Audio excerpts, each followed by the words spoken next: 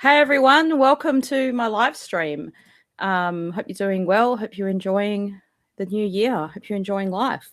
So I thought I'd do a different time today. Hopefully catch some people who are in the UK and Australia, because sometimes I stream. Let's say if I stream in the morning, that's a good time for the US, but it's not a good time for the UK. So if you're in the UK, welcome.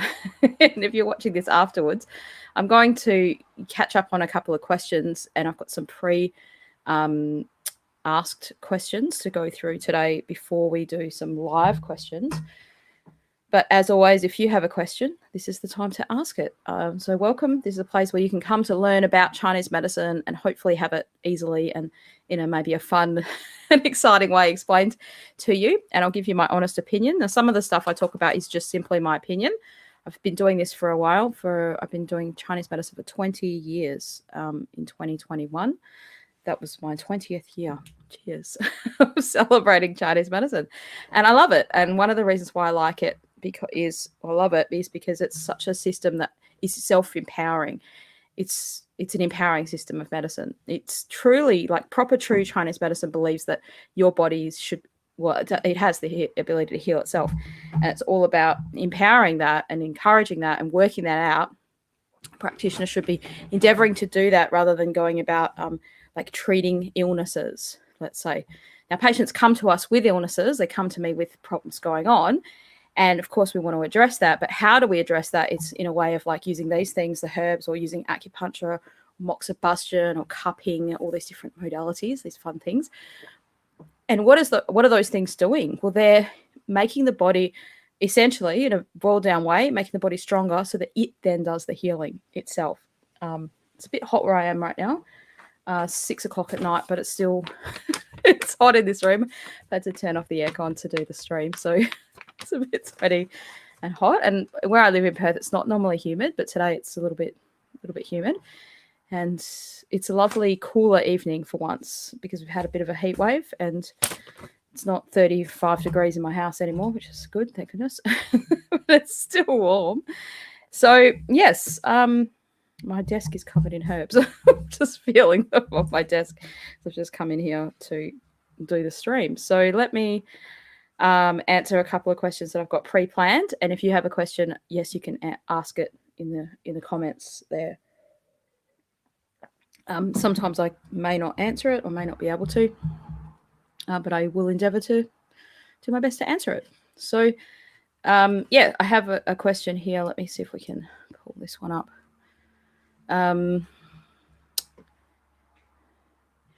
Just having a quick read.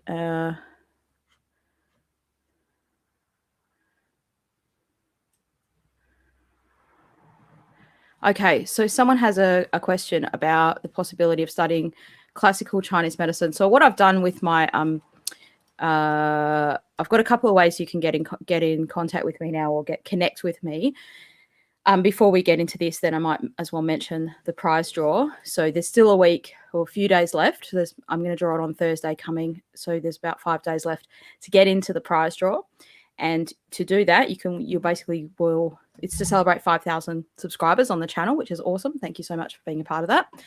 And I'll put the link in the description in a minute, and then you can jump on that link to get into the prize draw to win one of my new courses. Or you win an enrollment in that, but also you'll automatically get a free chapter of a book that I'm writing about Chinese medicine. So this is a question about studying Chinese medicine. And so I'm just going to have a look and read some of it. This person says they've been fascinated with Chinese medicine for several months, and seeing a practitioner and getting results seeing a practitioner. And that's often a lot of the way that people get involved in Chinese medicine. Like they have something, maybe not even something wrong with them, but they just start to, oops, I'm just touching the microphone there, probably making a horrible noise. They start to get involved by, experiencing it for themselves. They start to experience what it is. And that's not everyone's journey. And that wasn't my journey to Chinese medicine. Mine was a little bit stranger, but it's very common to do that, right? So that's a good way to get into it. And that person said they've decided they'd like to study Chinese medicine at a university or college, and they particularly want to study classical Chinese medicine. While they realize that they can't study that in depth at universities or private colleges, at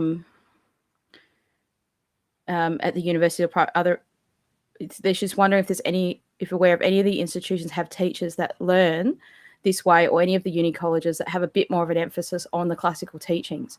So, yeah, it's not my intention, I guess, to, I never want to bag out any colleges or universities or anything like that. So I want to do that, but I'm just going to give you an overview of what to expect, because this is a really common question. I've had this question a few times before, and on one hand, I can see, like, if you decide, yeah, I really want to study this, but it's not available, yet the only way to get to the classical Chinese medicine, if you want to be registered as a practitioner, or you want to be a practitioner, then you kind of have to go through this door, which is through the university study door of doing the 4-year degree in TCM. Now, this person's in Australia, and so we have one of the highest or the strictest standards of registration in Australia, in the world, if you decide to register. But you don't have to register to practice Chinese medicine in Australia as well. It's a bit of a weird little loophole thing. So it depends on what you're going to call yourself, or whether you want to be registered or not be registered. You can't utilize the title of acupuncturist, or utilize the title of Chinese herbalist, or Chinese medicine practitioner. They're all registered titles, but we don't have protection of practice. Now, this is a trickier question, and probably not something that I would, hey, Savage Bunny from Melbourne. Hello. That's a great YouTube name. That's awesome. So this is something that is a little bit of a, I'm sure it's unique to Australia. I don't know how it is in other countries about this whole protection of practice and protection of title. And I can go into more detail in that on a different, maybe a separate video, just to explain what that is for people that are interested in it. But it becomes a legal thing. So you have to decide for yourself, what am I going to do? And legally come to terms with what that means. Because I'm not saying that legally you can just go about practicing without being registered, but on some hands, you can. It depends on what you call yourself and whether you are going to make out to be a herbalist or an acupuncturist. Or, hey, Kevin, awesome, New South Wales. This is good. It must be nighttime for you now. It's like 9 p.m. over there on the other side of the world, other side of the country. Might as well be a different world as we are in Australia at the moment. So I'm just answering this person's question about learning classical Chinese medicine. They want to do it straight off the bat, as in their undergraduate degree, if possible, or knowing that that's not probably possible, wanting to see, well, what if I go to what particular college has people who are trained in classical Chinese medicine. Now, some colleges will, and some colleges won't. Right? And just because they do now doesn't mean they necessarily have those people there for all the semesters. So I teach at a college, right, in Perth, and I don't teach all the time. Like it depends on what the school gives me. I'm not a full-time teacher. I just teach on like a contract basis. Like, different years and different semesters I do different classes. And some teachers are like that, or at some schools that certain teachers do every semester you're going to get that. But you're not really enrolling in the college or the school or the university, definitely because of that teacher. It could change. So that's something to consider, right? There's no reason why you can't do the ICEAM course simultaneously with your TCM degree, except for time and money, which are two precious resources not a lot of people have. I get that, and it's a big ask. And I do know someone who endeavored to do, like, they'd already done their undergraduate thing in in acupuncture, and then they went and did herbs at RMIT, and they were doing ICAM at the same time. And it was hard, and they probably couldn't finish both. In the end, they had to choose the RMIT to kind of finish off their degree, because it is and this person's very smart, educated, person has the resources at their disposal to be able to do those things. But what I'm saying is, even at that point, it's hard. It's not an easy undertaking, but it is possible. And there's two schools where you can get kind of taught this kind of information. One is through the Nanjing Institute of Acupuncture, or no, the Institute of INR, Institute of Neiging Research. I'm getting it wrong anyway. David White is a teacher there, and that's acupuncture, and that's all classical acupuncture kind of stuff. And that's one of the things I would love to promote because he's great. He's a lovely person, and he's one of the most scholarly people in Chinese medicine in Australia that's teaching. I think that David teaches at the Sydney Institute of Chinese Medicine. It's just SITCM, Sydney Institute of TCM, I think, something like that. So that might be one of the things you could follow up there. But other than that, I don't know of teachers who are who love classical Chinese medicine who teach it. I'm not saying there aren't any. I just don't know of any. So it might be worthwhile to bring up the school that you're thinking of going to, or the university, and you can often look for lecturer profiles, see what those lecturers are about, what are their interests, and so forth, so on and so forth. So if you're listening to this stream, I'm not going to mention your name because I said, that's why I mentioned the prize draw, because if you get into the prize draw, you'll be able to get in my emails. And then when I send you I can send you emails. And so when you just started doing it last week. So I can send you out an email and say, hey, I'm going to do a live stream. And I said to those people, if you wanted to ask a question privately, anonymously, then you could.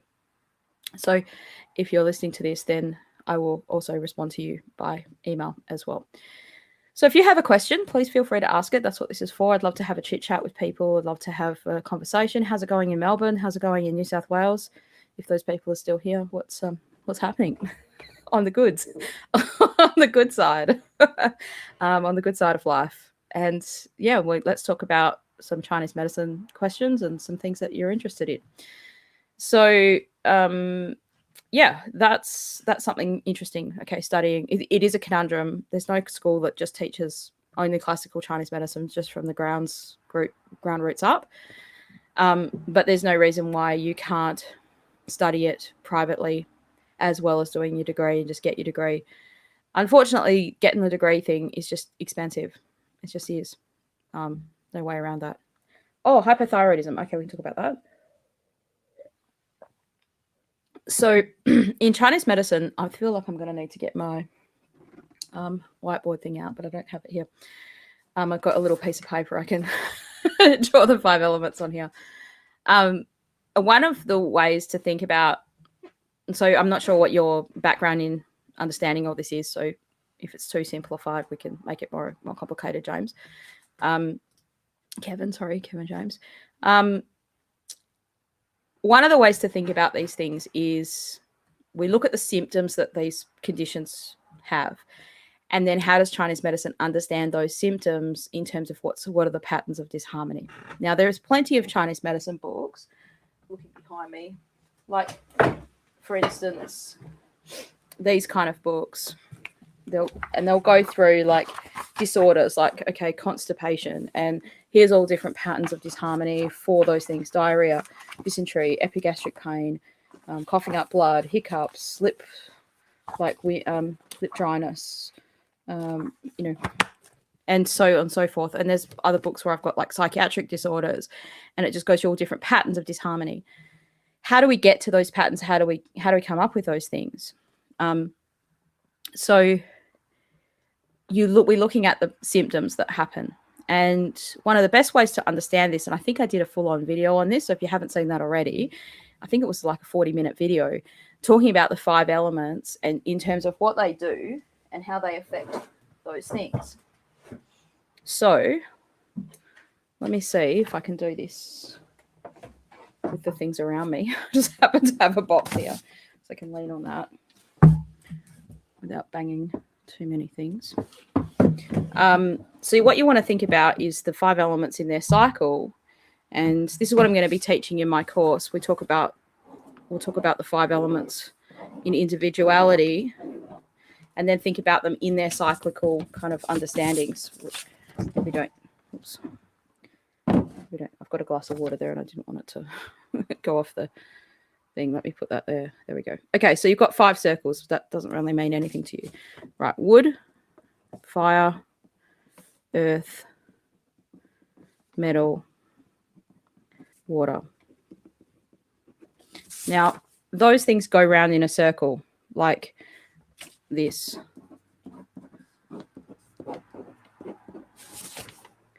And that there is called the generating cycle. So that generating cycle means wood, let's say wood first, wood generates fire, fire generates earth. But they also have a controlling cycle, which goes in the opposite, like skips one, like almost like a pentagrammy kind of a thing. So looking like that. And that is called the controlling cycle. So it means wood controls earth, earth controls water. And what that means in terms of looking at this in understanding the hypothyroidism, you think, so in health, all these elements are doing their functions in the body, right? So one of the functions of wood is to move, to control the cycles, actually. It controls all of the cycles, like we call rhythmical cycles. So your circadian rhythm, like probably most of your thyroid functions. And this is where it gets, just getting backed into a corner here. With my squeaky chair. It's where it becomes a bit it'd be easy if we just said, your thyroid is wood and it's a lack of wood, but the functions of your thyroid are done by probably wood, well, all of the elements. Less out of all the elements, maybe less likely to be metal, but all of those elements in a way. So it's kind of like there's often with hypothyroidism a lack of wood, a lack of movement to generate the metabolism that's needed. And then that kind of then has a flow-on effect, right? So the person becomes sluggish and they don't have the drive. And your drive is sort of like, if I put this here again, so you can sort of see you've got wood. I'm in doing this, generating fire. There we go. So wood and fire. So fire is like your drive of your passion, love, passion, wanting to have intimate relationships. And often those drives and those desires can go down when people have hypothyroidism. Not always, but commonly in those sort of patterns. So it could be in Chinese medicine a pattern of it's multifaceted. It's not just going to be one thing. So it could be liver qi stagnation with spleen qi inefficiency. A lot of the time they'll say, oh, you've got a kidney yang deficiency or a kidney deficiency. Now, what does that mean? It just means over time, if you have something going on all the time, like liver qi stagnation, and then you've got, spleen qi deficiency. So you've got too much, a lack of wood, let's say, or a stagnation of the wood energy. And then that's invading the earth and making the earth, like putting the earth under pressure. It can't do its job properly. Or the earth is just weak in itself. And this can happen when they maybe come to hypothyroidism from being overweight at the start, or their main symptom might have been, it was hard to lose weight. They become puffy. And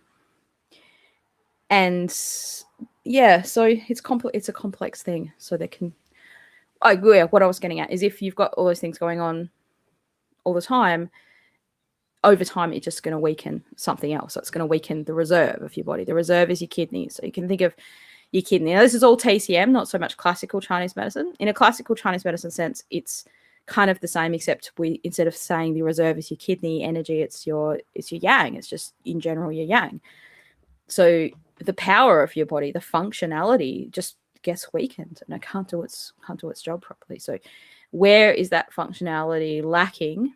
Often with hypothyroidism, there's too much water overpowering the fire. So in this sequence here, you can see water controls fire. But if there's too much water, it over controls fire, and that's an imbalance of that sequence. And that means that the person literally has too much water in their body, and they're like people who are true hypothyroid, who don't get medication or treatment or something, can often get very rounded, like their face gets rounded, their body gets rounded. Not all the time, but that's a common kind of shape. And that is tending to be water, like overpowering fire. So it's like if you went camping and you were trying to start a fire, and every time the fire gets going, some kid comes along and pours a cup of water on it. Now, they don't put the fire completely out, but it's just like, oh, that fire's got to work so hard. It's not literally just going to burn the wood. It's got to use the fire to dry the wood, and then it's got to burn the wood before you can actually get the heat from the fire. And that's kind of what it's like in your body. It's like it's trying to burn the wood, like it's trying to get that fuel so you can feel the warmth, so you can get, like, this is a metaphor right now, but then, you know, if there's too much water overpowering it, it's constantly trying to dry out that wood before it can even ignite it. So that's often what happens. I mean, from a pulse perspective, a lot of the time, like in a hypothyroid, if it was water overpowering fire, their pulse would be very hard to feel, like submerged. So almost like at the deepest layer, and hard to, like what we call a hidden pulse, or a hard to find kind of pulse. Weak, faint, like, you know, faint is like weaker than weak. Really hard to feel. Like the practitioner's really pressing down, trying to get that pulse. Whereas if they had just pure qi stagnation as a main pattern, or a Xiao Yang kind of pattern, which you can, like a person who's also weak can then flare into a Xiao Yang. And if that's all that they had, a Xiao Yang pattern or a liver qi stagnation, that's more this sort of wood element sort of the sequence. If I put that in front of my face, it'll just capture it. Then that is going to be a very wiry kind of pulse, and a much stronger kind of pulse than a pulse that's like, I mean, a pulse that's hard to find can still have a wiry quality to it, but it's not going to be like a super strong, forceful, yeah, that kind of pulse. So hopefully that's somewhat helpful to answer your question, Kevin. But I do have a full video on that. If you haven't seen that already, that would be a good place to start on. Oops. And I think the video might be called something about the thyroid, like just the box keeps falling over. Once it's on the ground, I can't go any further than that. So if you have a question, feel free to ask your question. I'm going to pop in the link below. The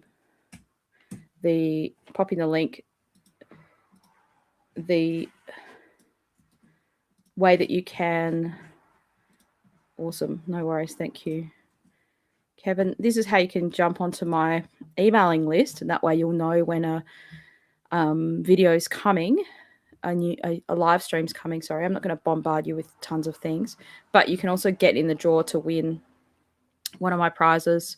I'm giving away 3 courses that are starting in about 2 weeks time, and that'll be actually what we were just talking about then. So it's called Self-Care with the 5 Elements. So you're learning about what's yin and yang, what's the 5 elements, how to understand the different cycles, and then how to identify what might be out of balance for you. And so that's going to be a highly relevant course for people that are interested in sort of taking their learning of Chinese medicine a little step further. And if you're interested in knowing about the courses and you're not sure about it, like you're not sure, well, the cost seems like it's out of my budget, or I'm not sure about the times, like I'm confused because there's so many times in the world, and what time is it actually on? What's the best thing for my learning needs, Marie? And you've got because I had just started with one course and now I've sort of broken it down to different ones. You can book a free call with me and find out more about it.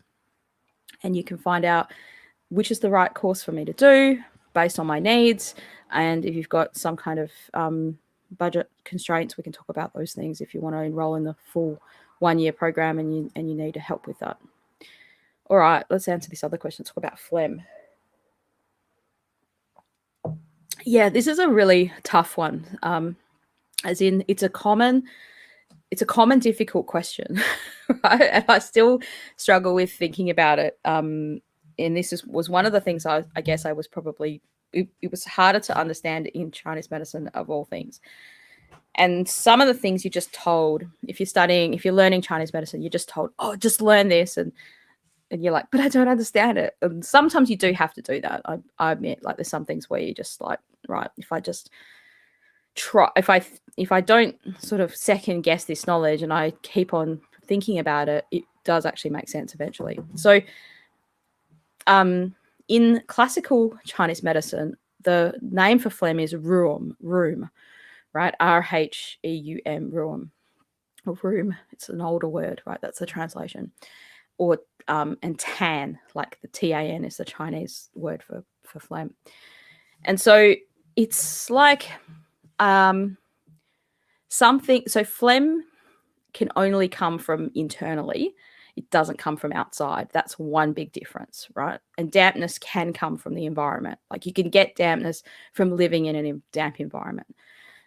Ways you could get dampness happening to you would be like you work in a damp place. You work in the snow. You work in a freezer all the time. You work in the water, like you actually are a swimming teacher, or you're around water all the time. You've got your hands immersed in water, that kind of stuff all the time, or very, very regularly. And that can cause it. Living in a damp place, right? So people do get accustomed to the places where they live.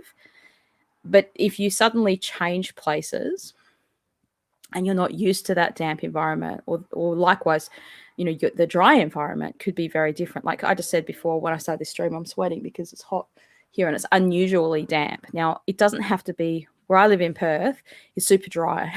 Like Christmas Day and Boxing Day, we had 44 degrees and there was not a drop of humidity. So if I had my aircon going, I can see if water comes out of it, because I've got one of those little portable aircons in one of my rooms, and literally water starts coming out, into a side bucket if it's humid, and no water's coming out. Like this is where I live, it's dry, it's super dry. So if I go to a humid place, it's not comfortable for me because I'm not used to it. Whereas if you start living in a humid place all the time, you tend to become a bit more used to it. Now, not everyone does, but in a general sense, you tend to become more accustomed. Yeah, I think it's also humid in Melbourne. Yeah, I've been to Melbourne quite a few times.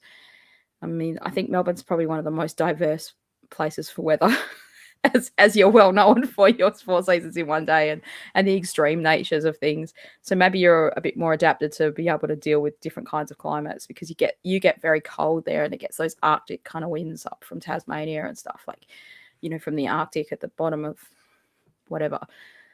Like, yeah, so your body does become accustomed to the environment, but often dampness from the environment can be more affecting people who are not used to it. So that's one thing. Or you're continuously exposing yourself in a certain way, like I said, like immersing your hands in water all the time or something like that. Whereas phlegm is engendered, what they sort of say, engendered internally, which means it's created internally. So on one hand, you could, like, I don't want to say never, but most of the time, excuse me, when you get something in your lungs, it's phlegm, not dampness. Like when someone gets a cold or a flu, it becomes phlegm, because the phlegm doesn't come from the environment. Like, you've never ever gotten a cold or a flu where you've just got phlegm like in your lungs, right? It doesn't happen. It takes a day, 2 days for it to happen. It starts being created internally, and people can create phlegm more easily from their diet, right? Some people more easily get phlegmy, and other people can get rid of the phlegm more easily with their diet. Like, so it's these internal conditions that are kind of creating it to happen. And your question there about saying your phlegm's related to manic depression, yes, because in TCM they have these 2 phlegms, right? Substantial phlegm and non-substantial phlegm. Now, this is where it's going to become a little bit unusual. In the Jingui, in a classical Chinese medicine, there's 5 kinds of rheum, right? Which is really the phlegm, right? So 5 types of that. So, like, the way it's treated might be different, and these different types of rheum or different types of phlegm, have different formulas, different herbal formulas to treat them. Like, I'm just trying to think. Most of the time with phlegm conditions, so the other thing with phlegm is it's a thicker. Oops, doing well today. Touching everything, making everything move. Phlegm is a thicker substance, whereas dampness is a thinner substance. And you could sort of think of, like, here's an example where it's definitely dampness and not phlegm. So if your earth element, your spleen, you overwater your plant, let's say, that's your earth. So if I had a pot plant and I put way too much water in that and there's nowhere for it to drain, it's water overpowering it, right? So exactly what I was saying before about in this little example of water water overpowering fire. That's not really phlegm. That's dampness, right? It's too much water. It's more on the dampness side than it is on the phlegm side. So you, on one hand, you could think of them as like a continuum, even though Chinese medicine doesn't really say it like that. Dampness can transform into phlegm, which what does that mean? It's just becoming more internally engendered. It's becoming more internally caused. Phlegm can't actually happen instantaneously from the environment. Like, you don't walk out in the damp weather and get phlegm. That's not how it works, but the symptoms could be similar. Now, this, going back to this substantial phlegm and this non-substantial phlegm, that's where it gets a little bit weird. And so non-substantial phlegm is like the symptoms of phlegm, but you don't have it, like literally coughing up anything. Now, people could have phlegm in other places in their body, like in your bowels. You could have it, right? Mucus in your bowels, that could be considered a type of phlegm, right? But usually it's in your lungs, like you're coughing it up. And so people may have a cough or a cold or a virus or something like that that's causing a cough, but they might just be a phlegmy person. So they might, clear their throat all the time, or if they were in China, they'd be hocking it up and spitting it on the floor, as they do sometimes there. That if phlegminess is, like just part of their body, I guess, that they've gotten used to living with it, but they wouldn't consider themselves to have a cold or a flu at that point. Now, the non-substantial phlegm, the symptoms of it are foggy headedness. So it feels like kind of dampness, like can be the same as that. There's a pattern of tummy called phlegm misting the mind, and this is what you're asking about: is phlegm related to manic depression? It's a part of it for sure. Like, it's a very common symptom in it. And what the phlegm does is it mists your mind, so it makes you not be able to think clearly, just the same as dampness does, right? But if you had phlegm misting your mind, it's much more severe than just damp. Oh, I feel a bit cloudy, I feel a bit foggy headed. So if phlegm's misting your mind, you actually probably have people that have hallucinations, unclear thoughts. They can't distinguish at reality. Like, is this real? Is this really happening to me now? Am I in the Matrix? I'm not sure. Like, this kind of stuff.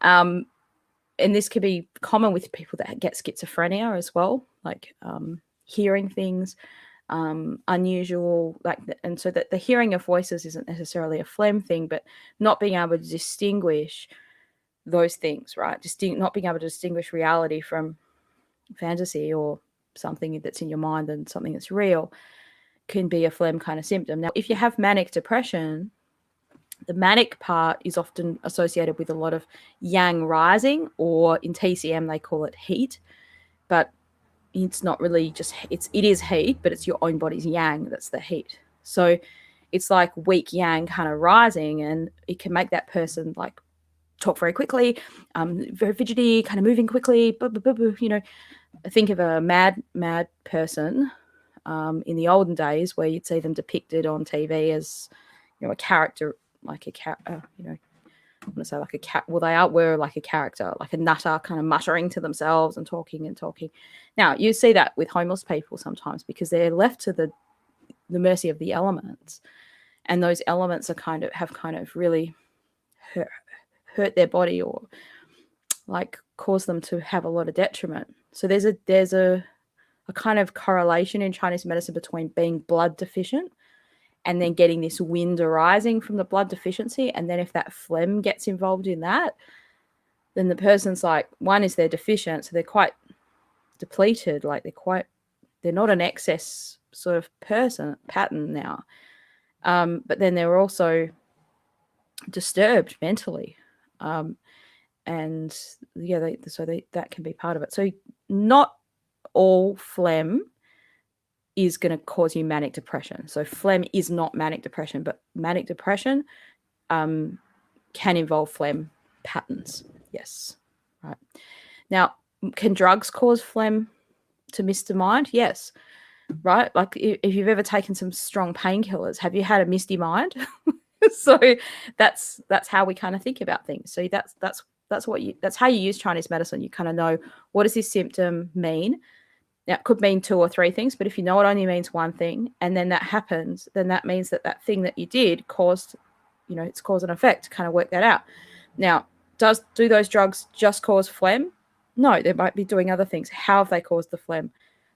Have they caused some other pattern of disharmony to kind of happen in your body, and that's caused the phlegm? Yeah. So hopefully that answers your question in a somewhat useful way. Yeah. Is blood deficiency anemia? Yeah. So no, not directly, but it can be. So this is another area where with Chinese medicine, so with my students, I always say this to sort of avoid the confusion. It depends on what level at which you're learning Chinese medicine, let's say. It's dangerous and probably reckless to start going, well, most of the anemia people I see have blood deficiency symptoms, so therefore anemia must be blood deficiency. Sometimes they are it's just a Western way of categorizing a pre-existing known condition in Chinese medicine. But it's also part of the practitioner's responsibility to do a due diligence and work out what the pattern of disharmony is. So most of the time, yes, like if a person says, I've got anemia, it'd be hard to find a person that's not blood deficient from that. But there are different kinds of types of blood deficiency or pattern, formulas that treat blood deficiency, because they're acknowledging that the blood deficiency comes from different ways. Let's say that. So you could become blood deficient from a spleen qi deficiency, let's say from your diet, or from from simply not eating enough foods that can nourish blood, or not being able to absorb the nutrients that can nourish blood, but you're eating all these things, but nothing's being absorbed properly. You could lose blood, or you could have cold damage your blood. There's different ways, and each of those have different formulas. So often with TCM, they try to give these pattern diagnoses. So they might say, oh, you've got blood deficiency, but you've also got spleen qi deficiency, or spleen qi deficiency leading to blood deficiency. Whereas in classical Chinese medicine, we might use a formula that tonifies blood, but it also strengthens the earth. And so that, in a way, knowing that, because the formula is basically the diagnosis for the pattern, that's kind of how it works in that way. No, you're not sorry for asking too much. Don't be sorry. That's what the stream's for. I want you to ask your questions, and I want to be able to give a proper answer to people. And sometimes there isn't a one-size-fits-all answer. And this is a very common question. So, and sometimes it makes me double think, well, maybe I should just say, yes, it is, because it's very commonly it is anemia, is blood deficiency, but maybe not always. Yeah. And I think that's the beauty of Chinese medicine is its own system. And it's important to kind of recognize it as such, and not to jump to conclusions to go, oh, well, my blood test said this, so that means I need this formula. No, your blood test said something good, that we acknowledge that, don't ignore it. But then what's the pulse saying? And then we treat that, and that's how we kind of work towards that. Awesome. So Astro Gardener, journalist, awesome. That sounds just like such an exciting career. I don't know if that's a career, but it sounds good. I'm having trouble finding a formula to unclog arteries. Yeah, so this might be the same answer to the previous question. Might be the same answer. There isn't one. There isn't a formula to do that, in terms of that's not how Chinese medicine directly kind of works. Maybe there are herbs that do that, and there are those things. I have to be careful how I word things on this channel, because I don't want to mislead people. And obviously it comes back to your own individuals. Thank you, Savage Bunny. It comes back to your own individual pattern of disharmony as to how we would then go about the right formula to do that. So if a patient came to me and said, I've got clogged arteries and I need herbs to treat it, can you treat me with herbs? I have to do a due diligence to work out what I can only treat the patterns of disharmony that they have, and then hope that the body resolves whatever else is going on with it. It's not proper Chinese medicine to use herbs or foods. So, I mean, we don't know what foods do in this like very specific sense, even with Chinese medicine. It's more of a Western way to do it with foods like that. But it's not really Chinese medicine to go about using formulas to do those things, because that's not how they were designed to be used. Yeah. So maybe there are herbalists that would do that, but that's not really Chinese medicine, if that makes sense. There's, like, just because Chinese herbs can do that doesn't make it Chinese medicine. So it's like saying, okay, here's a herb, gherkin, right? Now, this is part of a formula, part of many formulas. But if we were to look at what this herb does in isolation, it might have antiviral properties. So gherkin tongue is a formula that's used for like initial stage of wind cold kind of attacks, where it's mostly affecting your neck, right? You've got a real stiff neck, and like that's one of its special functions or special uses. One is we don't really use herbal formulas in those ways, like individually, like herbs to do that. I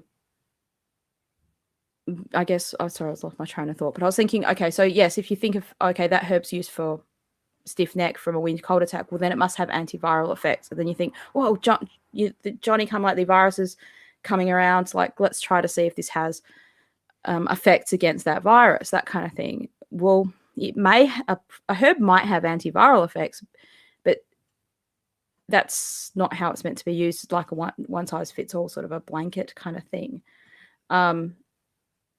So I'm not saying herbs can't be used like that. So if we gave, 300 people this herb or gherkin tongue, let's say, the formula with this, who all had a certain virus diagnosis, let's say, irrespective of their symptoms, right?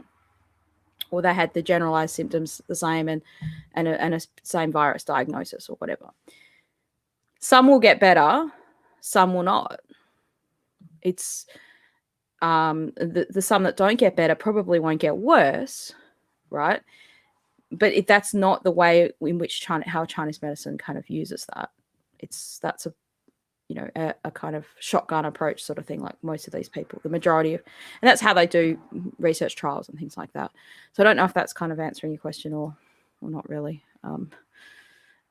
So the best way to go about finding that kind of formula is to go to a herbalist and ask them, and then you know what your pattern of disharmony is, and they can look at targeting the formula with that. Now, I have had some patients who, like, let's say they want to lower their cholesterol. Like, we can't feel cholesterol in your pulse. We can't kind of treat that. There's no acupuncture points that can kind of treat that. All we can do is go, well, this is your pattern of disharmony that you have now, and that's unhealthy to have that pattern of disharmony going on. So if we treat that and make you back in balance, bring you back into the balance as best as we can, then your body should just fix up whatever's wrong with it. And I know that kind of sounds a bit like, ooh, that's a miracle, Marie, isn't it? Like, well, that's what Chinese medicine, that's how it's supposed to be practiced. That's what it's supposed to do, right? So when you go to a herbalist, you're kind of thinking, the herbalist is thinking, what's your pattern of disharmony, like what's out of balance about you, and bring you back into balance, and then your body fixes up what's wrong with it. So yeah, cold damp foods, well, they're generally going to make, they decline your yang, right? So cold damp foods are going to make everything a bit slower, everything's a bit harder to digest, that kind of thing. Isn't it considered herbal therapy? Not sure what you mean. Sometimes the streams and the questions and that can be a little delayed. So you might have to rephrase what you said, Bo-T, because I'm not sure what you mean. Isn't it considered herbal therapy? I think you are talking about this. Yeah. Okay. We'll come back to that if you want to re-ask it. Hi Marie, hope you're well. Nicholas. Oh, good to see you again.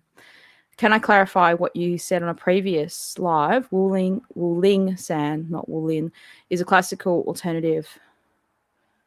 Yeah, No. Just reading the question again.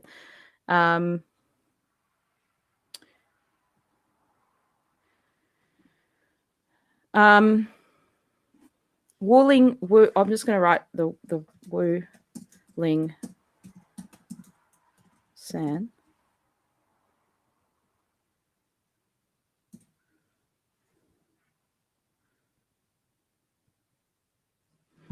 I think I'm not sure what we were talking about. Like, so it's probably also again a bit reckless to kind of go, well, this is a classical alternative to that formula, because it probably doesn't work like that. A lot of classical formulas were the start formulas for the TCM common things that are already out there. Maybe Wuling San. Let's have a quick look at this.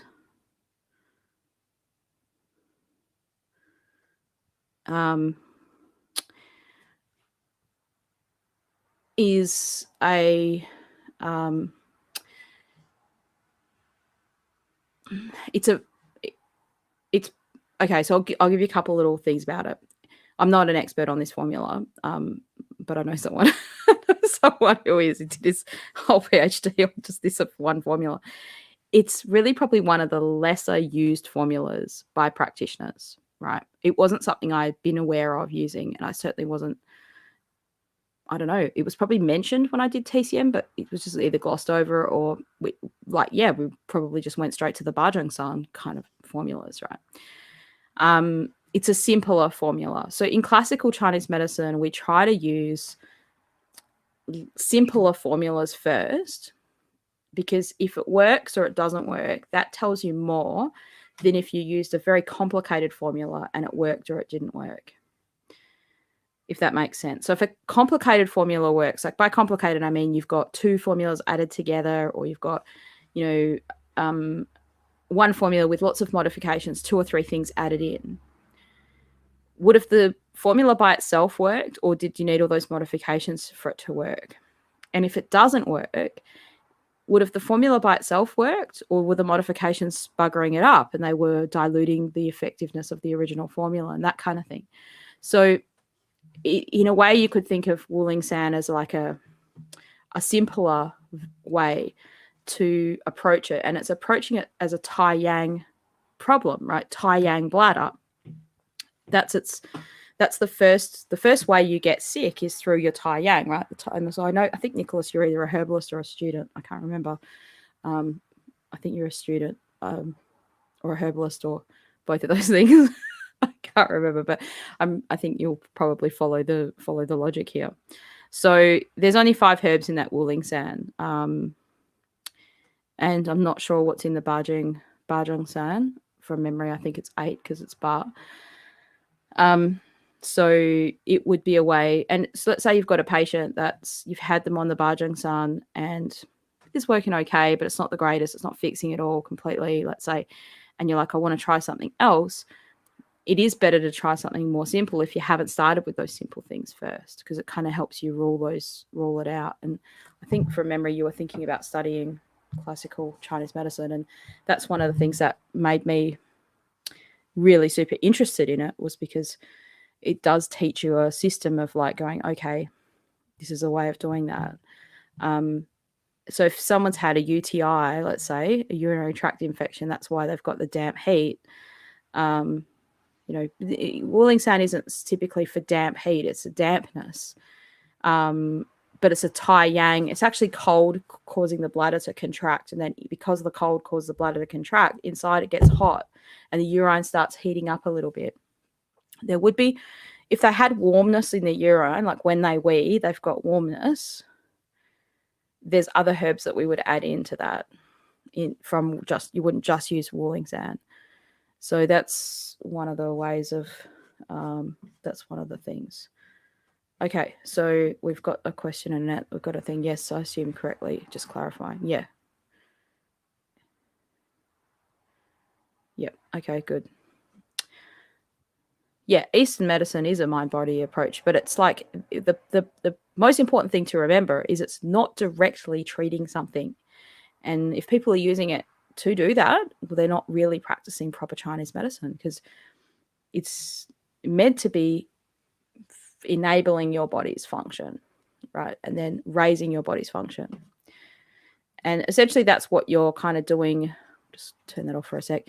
That's kind of what you're doing with foods, is you're often eliminating the things that would maybe possibly bog your body down in its function, so that then it can then be free to kind of work better. And that's if we're talking about dampness, let's say, that's one of the biggest things, right? Like, so your body can get rid of the dampness by itself, but it needs to be able to do that. Like, it needs to be free to do that. It's like trying to empty a drain and there's just food and stuff in that drain.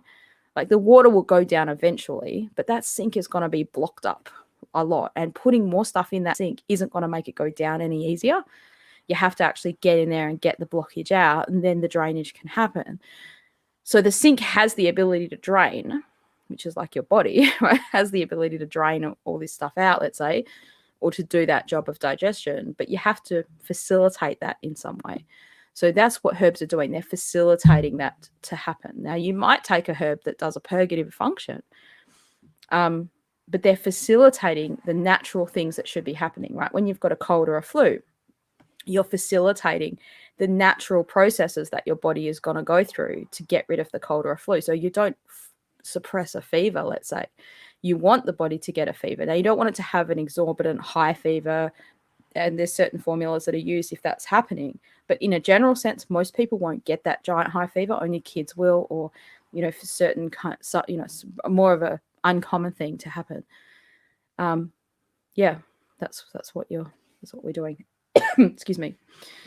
So I've got another question here. Is there a formula or herb for men's vitality and testosterone besides the popular ginseng? Yes, $1 million question here. What can I do to improve my vitality? So one of the things I'd suggest, I'll give you a couple of herbs you can use. Like, here's a good thing that I've got. It's not necessarily for men, but this is for women and everybody. This is one of the companies that I buy my herbs from. There's a little free plug for them. I've got to put it in front of my face so that, yeah, there you go. So lion's mane, for instance, this is a mushroom, right? So I'm sure people are familiar with these mushrooms. I don't really know a huge amount about this mushroom, that mushroom. I just have a variety of different ones. And these ones are made with honey, and you can just kind of chew them up and eat them, like, from time to time. For energy and stuff.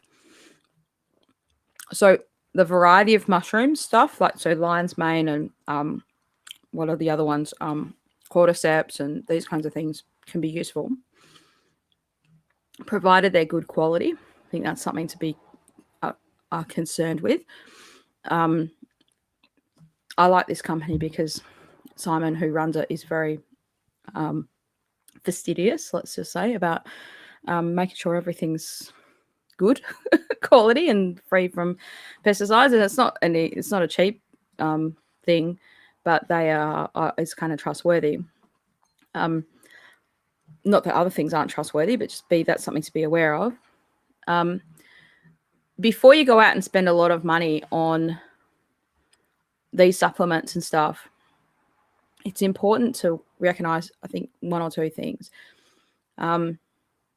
If you feel that lack of vitality, there's probably something else going on that like, let's say for men, if they have like an inability to perform in the bedroom, let's just say it like that, any number of different aspects of that, or like a lack of stamina, or feeling tired, or feeling so tired that you need to lie down in the day. I think that's different to a person that's like, yes, they're full of zest and energy, but they're like, oh, I'd love to get a bit more zest and a bit more energy. So though, like, be aware of that, right? So if there's something wrong and you can actually target that with a practitioner first, that's probably going to be more beneficial for you.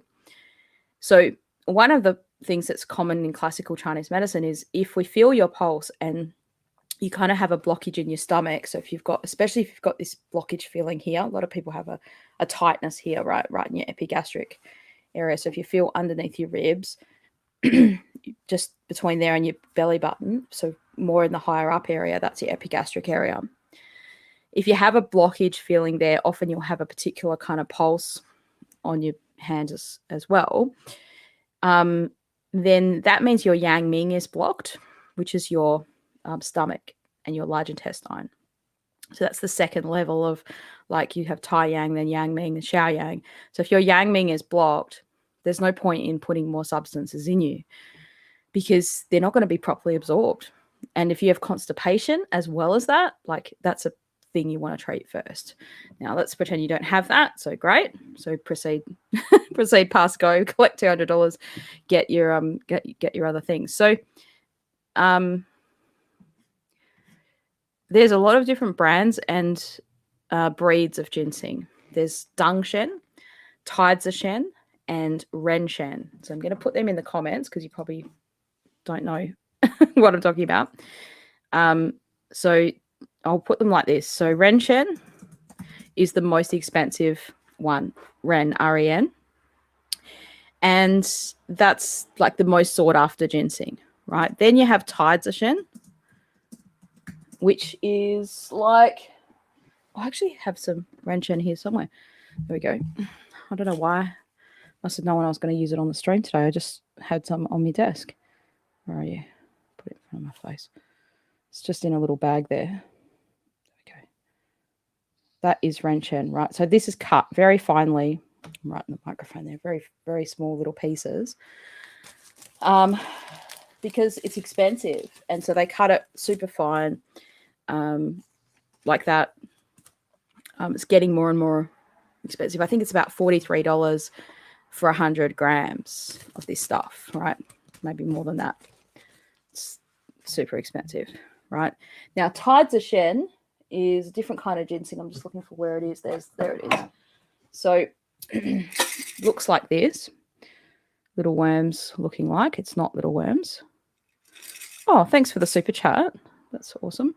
Let's see if I can get the lid off this.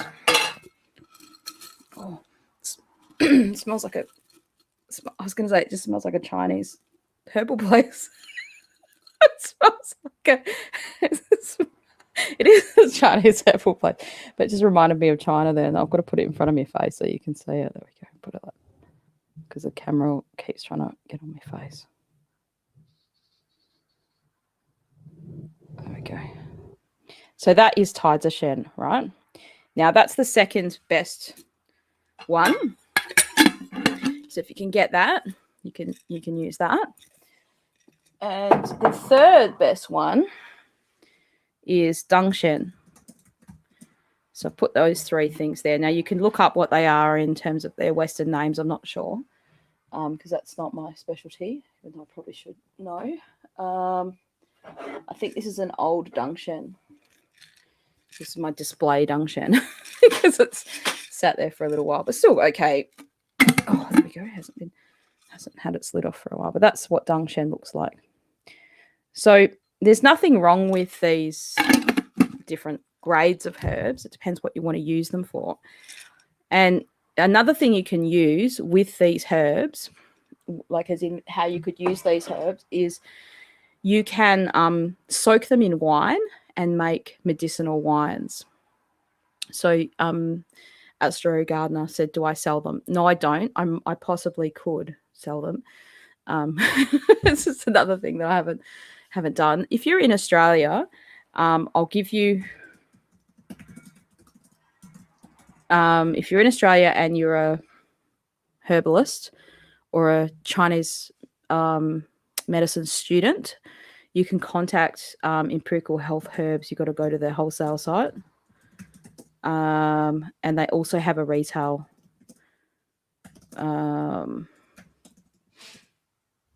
this little sound then, don't know what that was outside. They also have a retail site for these little mushrooms and stuff like that. I can hear a little noise. Just going to make sure my house isn't getting robbed. Give me 1 second. I don't think it is getting robbed. I'm just going to look out the window.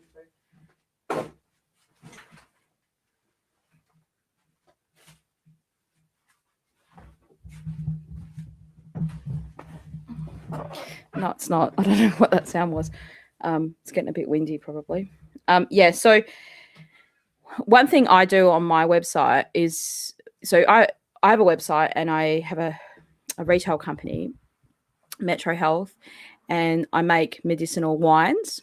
So I have a wine that we make which has got ginseng and goji berries, and we actually use this Renchen in it. And what you do, you get a flask with the herbs and you put your own alcohol in it, and that soaks into the herbs. There's that. I think that would probably be the best way, or one of the most economical ways to get the benefit out of the ginsengs in a Chinese medicine way. Right now, medicinal wines. I've got a whole book on these medicinal wines. Where is it? It's down here somewhere. Here it is. Medicinal wines and elixirs. This book's got like lots and tons of recipes in it. Some of them are really complicated. Like, there's a recipe that's just like probably 20 or 30 herbs in it. And some of them are much more simpler. In general, medicinal wines, which I'm going to talk about in my course, actually, one of the weeks in the diet therapy course is going to talk about medicinal wines, teach you how to make them and just the tips and tricks of making them. Often in China, you see these things called gift ginsengs, right? So I've been to these Chinese markets and there'll be like a big piece of ginseng and it'll be sort of literally stuck to a wall in a glass thing. And it'll be so expensive. It'll be like, thousands of dollars. And I said to a friend who I was with in this shop, and, because I like to just ask local people, even though sometimes I know the answer, because I want to know what they think, right? Like, I want to know what their thing is, right? So, because I said I was going down to Shenzhen once with a friend, and we got she got her dad to drive us down. We were going from Guangzhou down to Shenzhen, and as we were driving down, this was like probably a 2-3 hour drive in China, and I said to her, I said, we'd passed an Ikea store, and I said, is Ikea popular in China? Like, just to make conversation, She goes, oh, yes, very popular. So popular especially in the lunchtime. I was like, oh, I thought she meant like the hot dogs and stuff, because in Australia we have like Ikea foods and, the hot dogs and all that. I was like, oh, the hot dogs. Like, no, many people want to go and test out the beds. Anyway, like, because they just have they have sleeps there, right? So she's like, everyone just flocks to Ikea to use the beds for sleep, beds and the couches to sleep on. I was like, I don't think that's what they were expecting when they built an Ikea store in China. And I could just imagine everyone going there for their naps, their nap time. Anyway, so what I said to my friend was, I was like, when we're in this Chinese market, I was like, why are you in the States? Okay, so yes, you can easily buy these things around. So anyway, this gift ginseng, right? And I said to my friend, why are these things so expensive, and why are they in a glass cabinet, like like a frame? And she goes, oh, that's a gift ginseng for the grandparents. I was like, what do you mean? She goes, oh, all the children will group together, or the relatives will group together to purchase these expensive ginsengs for the aging population, for their grandma. And she said, if they get sick or as they get older, they just cut a small piece off it and have some. And they would also have these things where you've probably seen them, like this is not ginseng, this is my dong, but it'll give you the same idea, where they'd get like a big jar like this, and they might have like a little hose kind of tap that comes out of it, so you can buy these jars. And what you do is you have your herbs in here, you might have this much herbs, and then fill it up with the alcohol, which is just vodka, really. That's all you should use when you're first starting to make medicinal wines. Just use pure, no, there's like you just spirit, right? So you just use vodka. You can use other things in there if you want later on, brandy or something like that. And then you only have a tiny bit. So you're supposed to have like 30 mils once a week. It's not like you're getting pissed on this alcohol. It's not designed for that. And you're only supposed to have these things when you're older.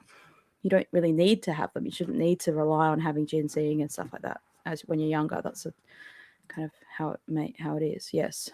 Nicholas says, I find Renshen too hot, but American ginseng is more cooling. And let's say its male effect is the same as Asian ginseng. So I think it depends on how you have it, right?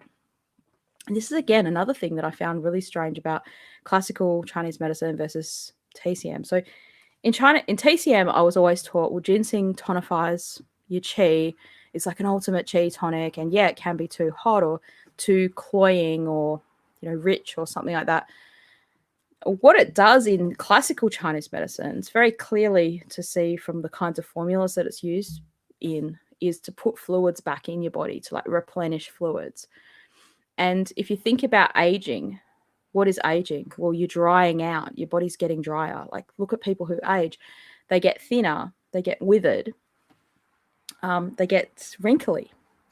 And that's typically aging, right?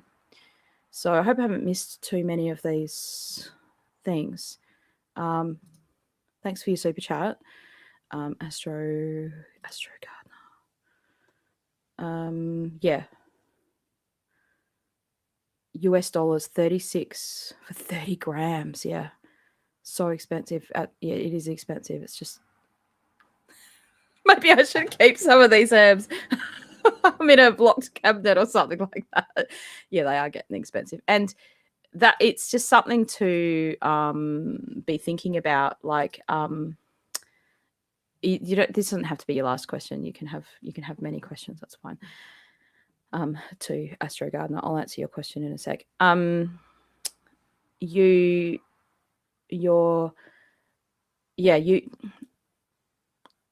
like your footprint on the world, right? It shouldn't be that I need to kind of consume so many herbs in such a way that's raping the world of the herbs. Like that's part of how we should be thinking about Chinese medicine as well. And in the past, people who were herbalists had to grow their own herbs. I'm like, there's no way I could grow all these herbs, like in my climate, for one. But that's kind of ultimate sustainability, isn't it? Right? If all the herbs you prescribe, you're growing them yourself, right? Something to think about for the future.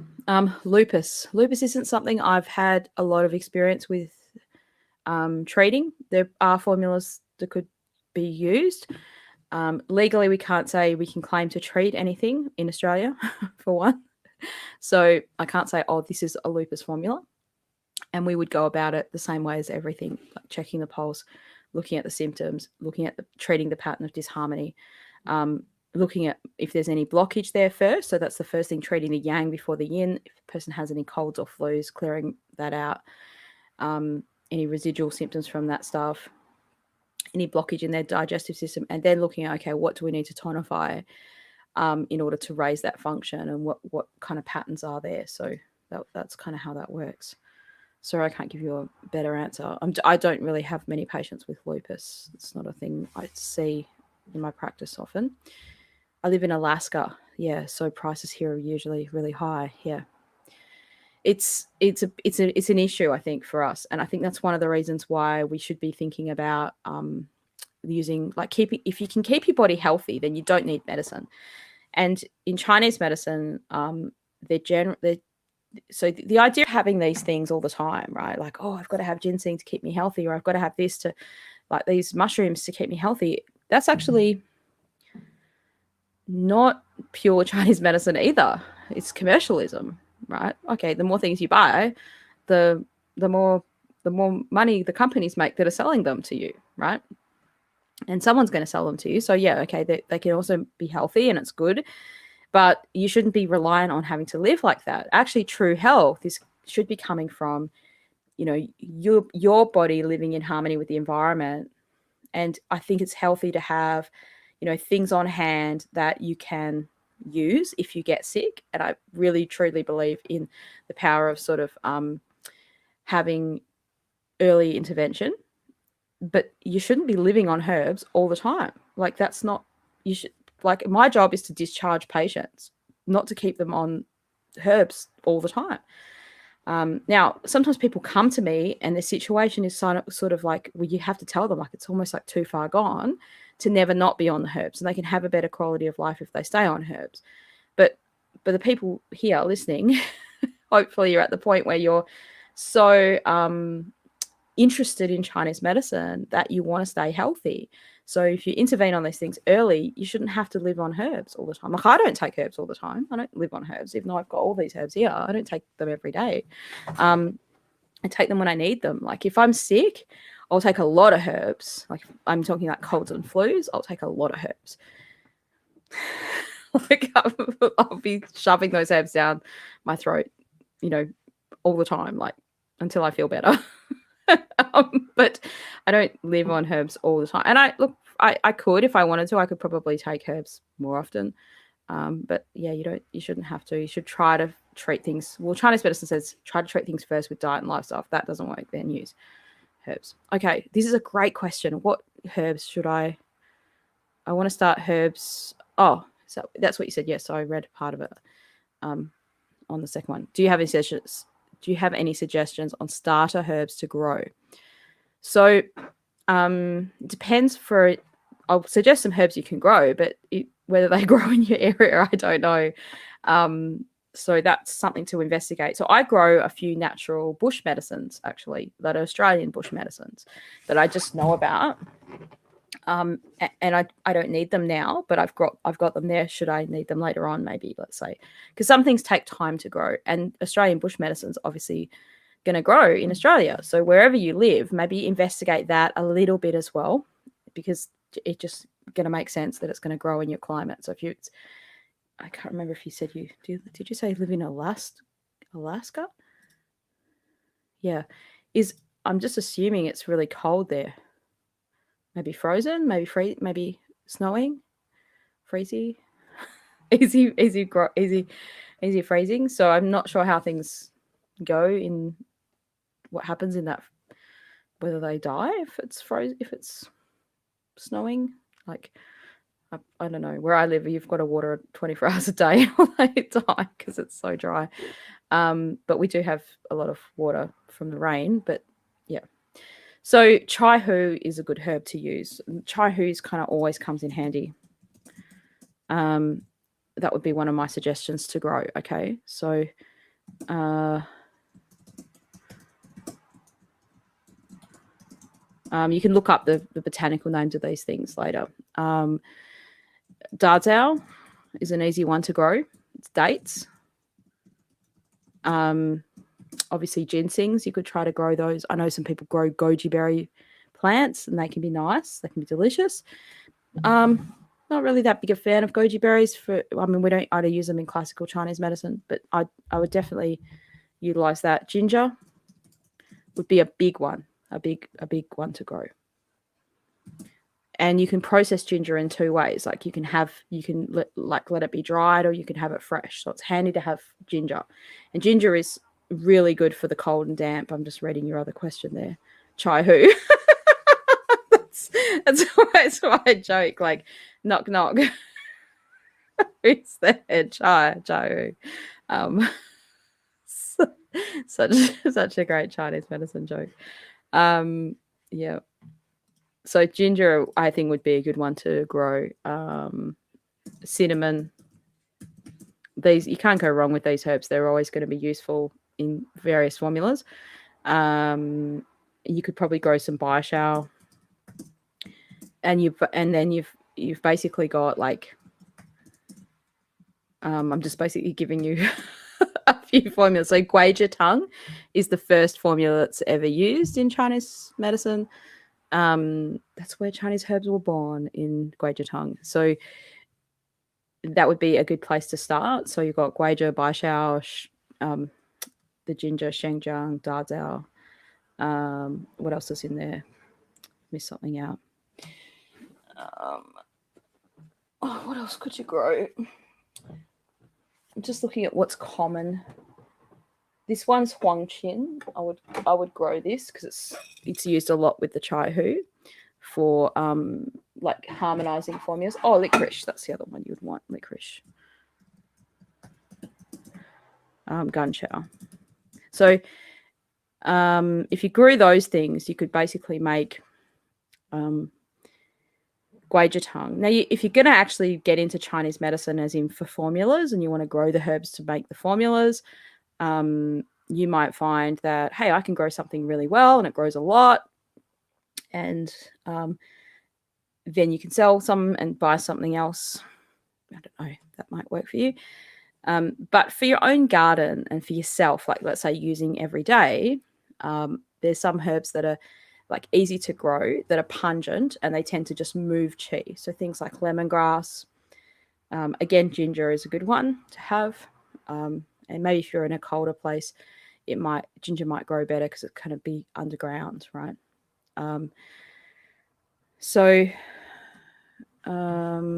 Yeah, frozen, right? Oh, so you're going to be growing this stuff indoors, yeah. So that sort of stuff. So these are the things I would try to use to grow. And then for yourself, for your food, lemongrass, coriander, parsley, chives, and spring onions is another one that's a really useful herb to have. So those herbs are really good for moving qi, and they're easy to grow because they're just culinary herbs like basil, so anything that smells aromatic is really like super easy to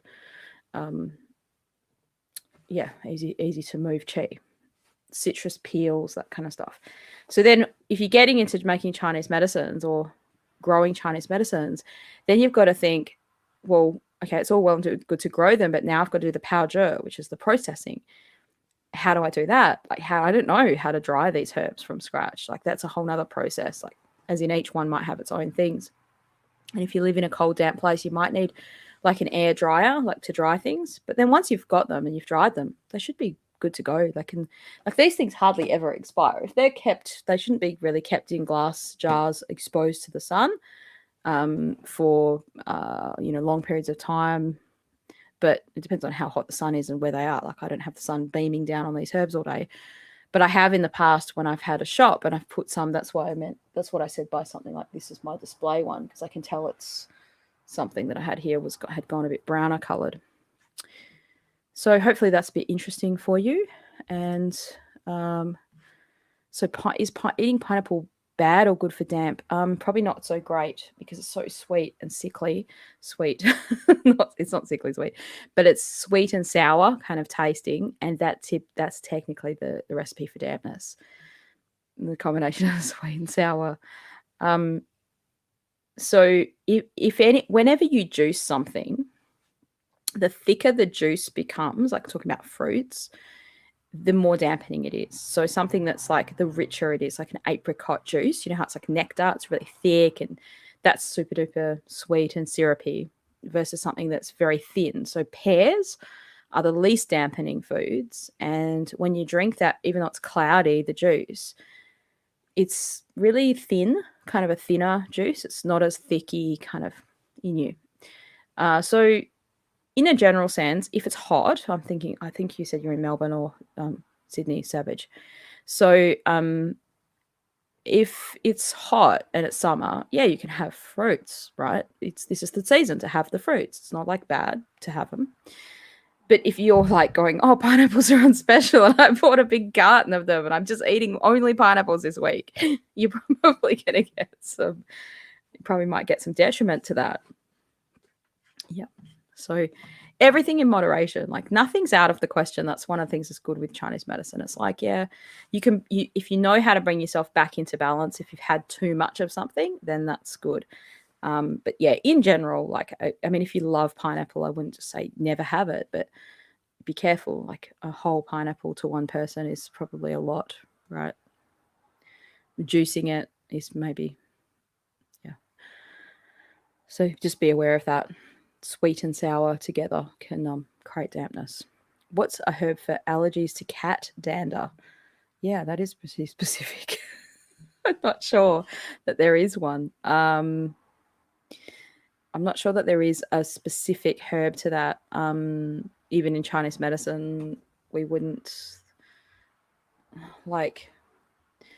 It depends on what happens when you get the allergy. There's herbs we might use if you had a skin thing happen, like if you got a skin rash, if you had like, nasal sort of stuff like that.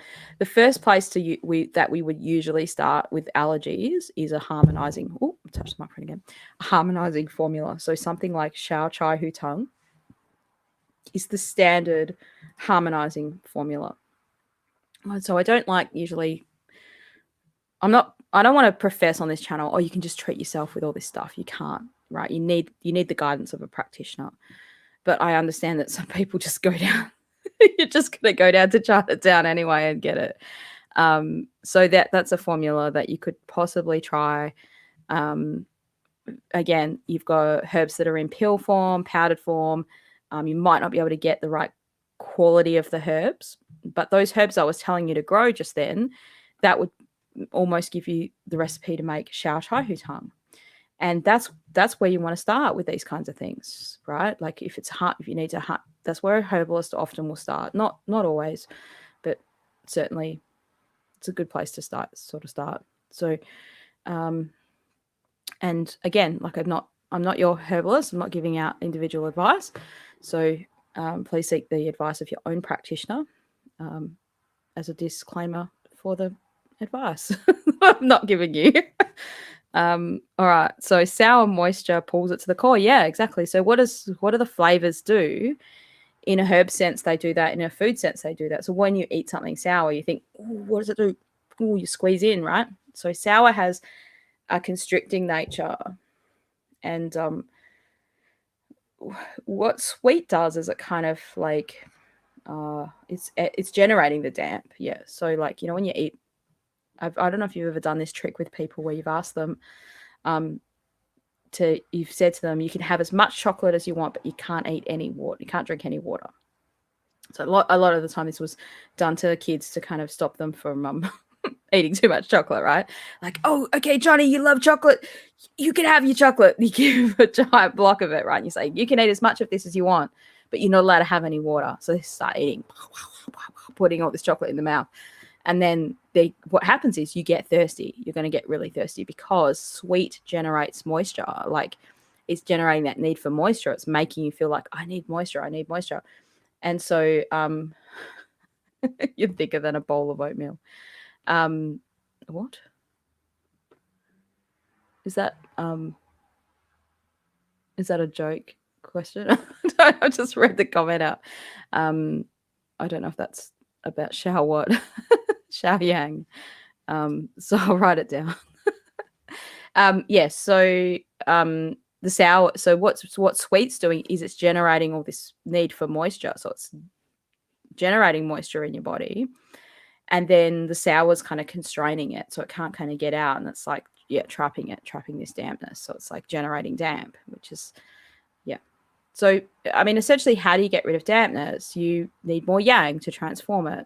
So you kind of want pungent flavors, which actually have the opposite of the sour flavor, kind of spreading and moving. And that's why I said ginger, coriander, horseradish, even garlic, like they all have a spreading outward kind of moving effect. So Shao Yang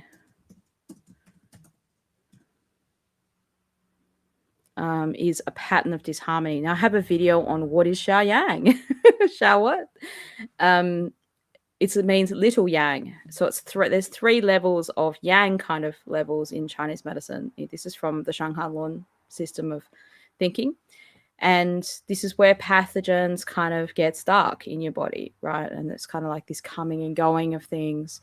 It's not just about flus and colds and viruses. It's just about stuff that happens in our body. Wow, I've been doing this for an hour and a half. I can't believe that.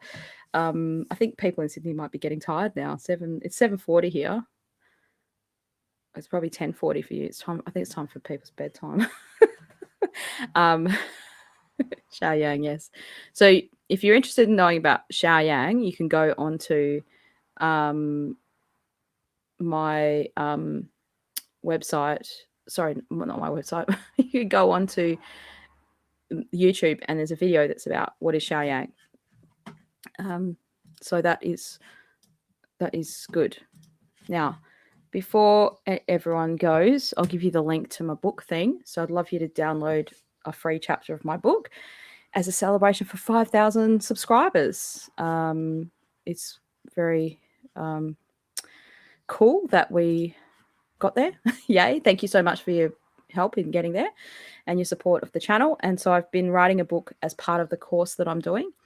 So that actually starts next Sunday. So not tomorrow, but next Sunday. So if you want to get involved in that course and you'd like to be part of it, it's a 1-year program that's going to teach you step by step all the things I love about Chinese medicine in a self-help way, in a very structured way. So you're going to learn the foundational concepts first, and that's for 12 weeks, and then another 12 weeks on the different kinds of diet therapy stuff, and then another 12 weeks on self-help aspects like moxibustion for home use, acupressure, like so many things, like, and it'll build, the knowledge will kind of build. Now, I've also broken down the first half of the course, the first third, let's say, into 5 little courses.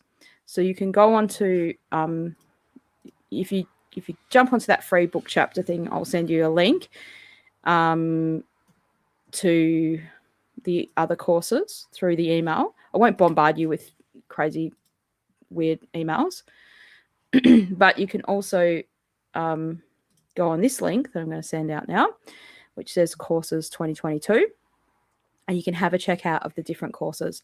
If you want to support this channel and you'd like to know a little bit more about self-help and Chinese medicine, then please check it out, and enroll. And that if you do that, it helps support me and what I do, and it also is, more importantly, is supporting you and your knowledge and helping you on a journey to learn stuff for yourself. And it's really more about empowerment, right? Self-empowerment. So you can be under the care of a practitioner and be doing this. You could be just like, okay, well, there's nothing wrong with me now, but I want to help myself. I want to help friends and family, that kind of stuff. And if you download the free chapter of the book, you'll go into a draw to win. I'm giving away 3 courses, like 3 enrollments in the course, which is worth $347 each. So it's over $1,000 worth of course prizes that I'm giving away for just saying thanks for subscribing, for the subscribers, and getting to 5,000 YouTubers, which is pretty cool. Okay, so we've got a few more questions, and if you have a question, you can ask. You can ask your question, Nicholas.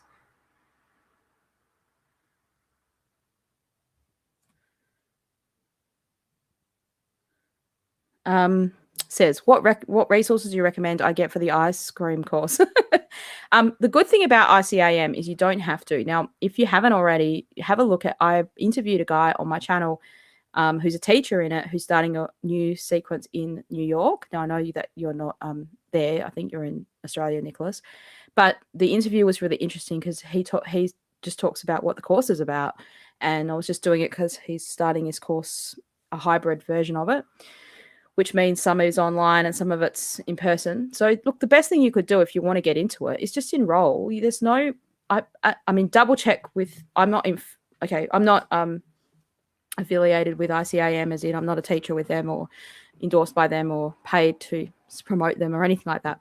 So you need to double check with Arno if you're not sure about this, but you can basically start, and you have a time limit on the first unit that you do. Like, I think it actually expires after 6 months, but there's no time limit on how long it takes you to complete that thing. So you could just enroll in the first one and say, right, I'm going to take 6 months to get this done.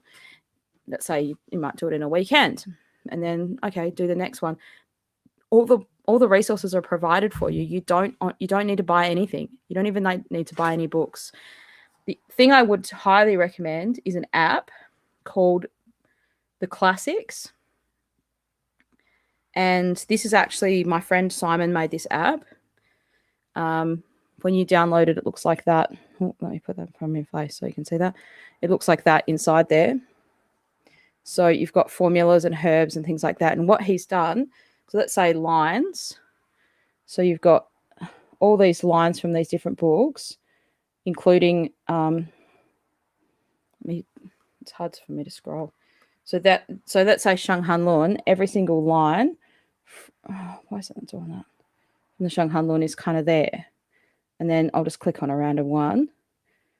So then it says like in cold, I can't read it because I'm reading my own screen, but you get the idea. So it's got that, and this is called this app is called the Classics. I think it was about $60. It's a one-off payment, and you don't buy it, you don't subscribe and stuff like that. But I use it when I want to look up a formula, not just because. So there's all the thousands of formulas. This is honestly better than a book, better than a Shang Hanlun book, because sometimes you don't need all the useless commentary that they have there. When you do the ICAM course, you won't need all that. So let's say you go, oh, here's a formula I haven't used before, Chixiaodou Dongui-san, and you're like, okay, it's only 2 herbs, Chixiaodou and Dongui. I'll just put it back in front of my face so you can see. And then it tells you, the app tells you what the original doses were, what the modern doses were, and if you scroll up, it shows you how to use it, like the method. Like, so take a square inch spoonful in sour rice 3 times a day, soak the Chixiaodou, allow it to sprout in the sun and dry, pestle both ingredients into a powder. Like, that's quite different to just mix 2 granule things together. Which is what most granule practitioners do. Or, you don't just get two containers of herbs and mix them together. You got to go through all this process, right? And that's kind of important, and sometimes why some herbal formulas don't work. So I use this app all the time, especially if I'm using a formula that I haven't used very much and I'm going to give it in the bulk, and I want to know what are the instructions on how they should prepare it, or what if I'm going to use it for myself or something like that. So that would be my best recommendation. Now, Arno says when you're doing the course, like sometimes, like you can have text with in the Shang Hanlun, but with the commentary, you don't necessarily need all that, because they're saying one thing, it's not necessarily how he's interpreting it. It's still useful, it's still interesting, but you don't have to like use all that. All you need is to enroll in the course, do the course, and use the notes that once you've done that unit, then you can like use all those notes to restudy it. Like, I still go back and I open my notes and I'm like, because you've literally got a A4 page that thick of printed notes from the first week, and you're like, okay, there's a lot of stuff to learn, and there's a lot of stuff provided to you. You don't have to kind of buy more things.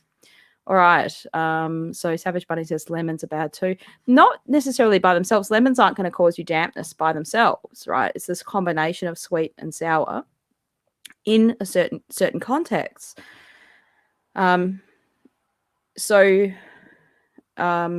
sometimes use like, it's not that it's not used, it's definitely used. So in Chinese medicine, we use sweet and sour together, but often that will have pungent with it, right? So Guizhi is a good example. You've got sour baishao and like sweet dazao, but you've also got pungent herbs, two other pungent herbs like licorice and ginger and cinnamon, and then licorice is like a sweet flavor. So you've got a combination of flavors together often in Chinese medicine. And think about when you're having a curry or something, like there's a good example of like you got sweet and pungent together. Like they're very yang flavors, so that's kind of good. So sour's okay, it's not bad for you.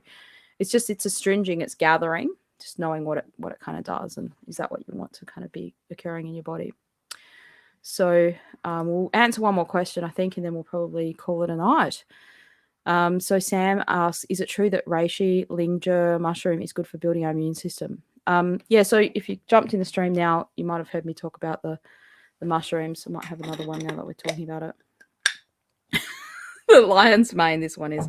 So these are all just ground into a powder, I guess, and then he's mixed them with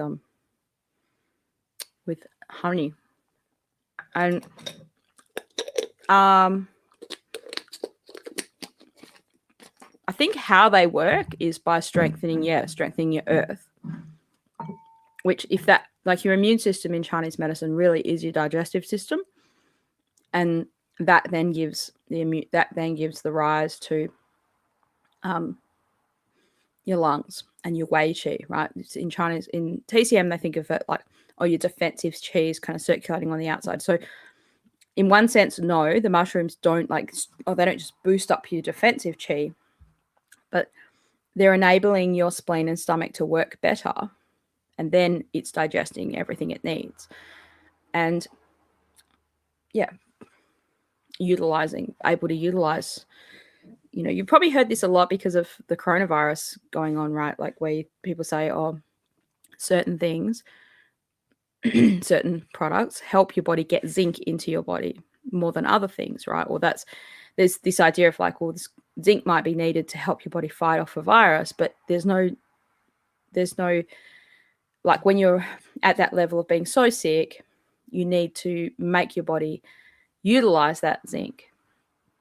And that's kind of what you think about in terms of your digestive system. If it's blocked or it's not working properly, it's not functioning optimally, there's no point in chugging down all these things that can't work properly. So, you might be wasting money on products you might not need. So awesome. Okay, good. Everyone's happy. I think we're going to end the stream now. So please jump on and grab a copy of the book, and then you'll be part of my mailing list. If you don't want to be part of my emails, you can go away. You can unsubscribe as well. You're free to unsubscribe. But you'll also get emails from me about when I do a live stream. I'll send out an email, so you'll get a notification. And I would love to have you on one of my courses. So please check it out if you're interested in. Awesome. Thanks, Nicholas. If you're interested in learning more about Chinese medicine or, how to understand it for your body, that's what I'm putting it together in the courses. I would wish you a happy new year. If I haven't wished you a happy new year before, if this is your first stream of the new year, have a great weekend. Enjoy yourself. And 2022 is going to be a great year. I think it's going to be awesome and fun and different, and new things are happening, and we can always be more concerned about our health and happiness. Thank you so much, and I'll see you again another time. Thank you, everyone. Bye.